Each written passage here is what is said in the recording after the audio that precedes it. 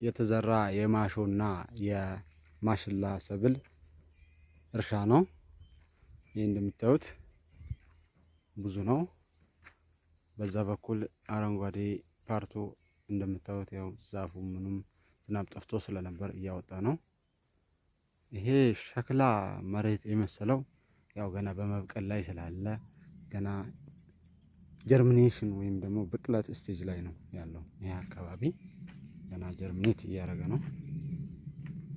ማሾ በቅሏል። እንደምታዩት ማሾ የሚባሉት እንደዚህ አይነት ናቸው። መብቀል ጀምሯል። ኢንሻአላህ ይሄ ከአንድ ወር ከሁለት ወር በኋላ ይሄ መሬት ያለብሳል ተብሎ ይገመታል። በዛ በኩል ወደዛም አልፎ አሉ ብዙ መሬቶች ያሉ ላይላውን እንደዛ ብዙም የሚታይ ካርታ አይደለምና ለዛ ነው ኢንሻአላህ ወደፊት የበለጠ ስራ ለመስራት በዝግጅት ላይ ይገኛለሁ። ይሄ ወደዚህ የሚታየው መሬት አለ። ከዛ በስፋት ወደዛ ያልፋል። እንደዛም ይወርዳል ወደታች።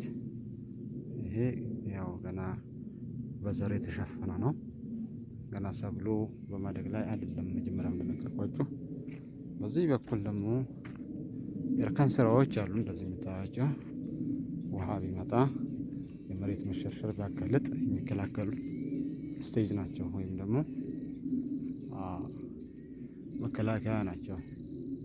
ይሄ ባዮሎጂካል ሜተድ ይባላል።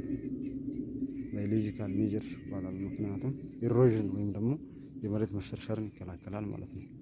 እዚህ ጋር አለ፣ በላይም አለ። ከዚህ ከጉባ በስተጀርባ ያው ስለመሸ ጊዜውን ስላላደረሰን የቀረጽኩት በላይ በኩልም ሰፋ ያለ መሬት አለ። በዛ በኩልም አለ እንደምታዩት ላይ። ይሄ ሁሉ ያው በአዘር ተሸፍኗል። ዝናቡ ቢዘገይም ያው ገበሬው ደግሞ ተባብሮ ለማረስም ለመዝራትም ያው ተባብሮ በዘር ሸፍኗል ማለት ነው። ጤና ይስጥልኝ። የግብርና መሬቶች ናቸው እነኚህ እርሻዎች በዘር ተሸፍነዋል እንደምታዩቸው። ያው በስፋት ገበሬውን ለማረስ ሞክረናል። ኢንሻአላህ ይሄ ደግሞ በቅርብ ወራት ውስጥ መሬት ይሸፍናል ተብሎ ይገመታል። ከዛም ከሁለት ወር ከሶስት ወር በኋላ ያው ምርቱ ወደ ግብአትነት ወይም ደግሞ ማለቴ ያው ወደ መብልነት ይደርሳል ማለት ነው። የተለያየ ሰብል አለ። አዝርት ውስጥ ብዙ አይነት ሰብሎች አሉ። አገዳ እህሎች አሉ። ጤፍ አለ። በላይ በኩል ማሾ አለ። ያው በዚህ መልኩ ለማደግ ችሏል።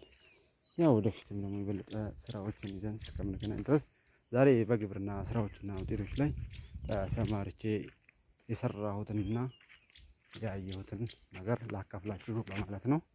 ወደፊት ደግሞ ኢንሻአላህ በበለጠ ቪዲዮ ይዤላችሁ እመጣለሁ። ሰላም ጤና ይስጥልኝ። ሰላም ያቆያችሁ።